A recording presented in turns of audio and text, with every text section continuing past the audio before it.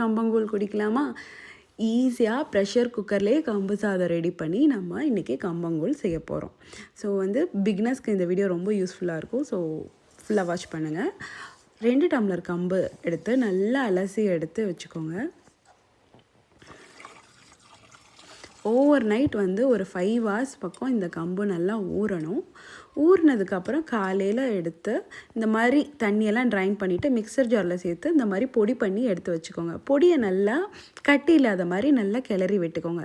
இப்போ ஒரு ப்ரெஷர் குக்கரில் கொஞ்சமாக தண்ணி சேர்த்து நல்லா கொதிக்க விட்டுட்டு பேட்சாக இந்த கம்பு பொடியை சேர்த்து நல்லா கிளறி விடுங்க. கட்டி மட்டும் இருக்கவே கூடாது. ஸோ லம்ஸ் இல்லாமல் நல்லா கிளறி விடுங்க. ரொம்ப நேரம் கிளறணும்னு அவசியம் கிடையாது. நம்ம கட்டி இல்லாமல் கிளறிட்டாலே போதும். இப்போ நான் செகண்ட் பேட்ச் சேர்த்துருக்கேன். சேர்த்துட்டு நல்லா இதையும் கட்டி இல்லாமல் நான் கிளறி விடுறேன். இதிலையே கொஞ்சமாக உப்பு சேர்த்துக்கோங்க. நான் 2 டம்ளர் கம்புக்கு 5 டம்ளர் தண்ணி சேர்த்துருக்கேன். ஸோ பேட்சாக தான் இதுலேயும் தண்ணியுமே நான் சேர்த்தேன்.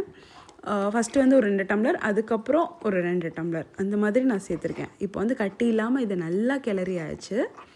ஸோ இதை 3 விசில் ப்ரெஷர் குக்கர் போட்டு இதை எடுத்துக்கலாம்.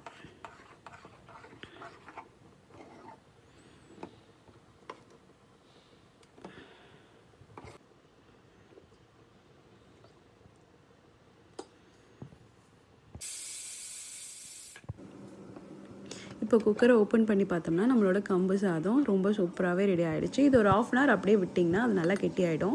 ஸோ அதுலேருந்து கொஞ்சமாக எடுத்து நான் உப்பு சேர்த்து கொஞ்சமாக தண்ணி சேர்த்து சின்ன வெங்காயம் சேர்த்துட்டு அது கூட கொஞ்சமாக தயிர் அதையும் சேர்த்துட்டு நல்லா கை வச்சு பிசைஞ்சு எடுத்து நம்ம டெய்லியும் காலையில் எம்டி ஸ்டொமக்கில் இந்த கம்பு சாதம் சாப்பிட்டோம்னா இப்போ இருக்க அந்த வெயில் காலத்துக்கு ரொம்பவே குளிர்ச்சி.